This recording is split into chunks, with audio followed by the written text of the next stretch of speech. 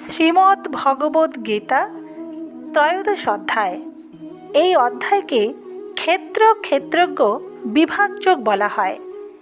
এই অধ্যায়ে ভগবান বলেছেন, ভক্তিরূপ সাধনের বিশেষত্ব হল ভক্তি সাধককে গুণাতীত করে তোলে এবং ভগবৎ প্রাপ্তির অত্যন্ত সহায়ক হয়।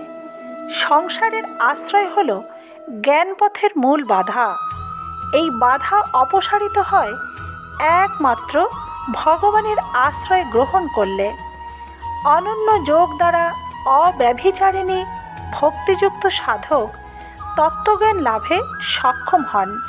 অর্থাৎ অনন্য যোগ, অব্যভিচারিণী ভক্তি এবং ভগবানেতে আশ্রয়, এই তিনটি ভাব সাধকের মধ্যে অবশ্যই থাকতে হবে। জয় শ্রীকৃষ্ণ।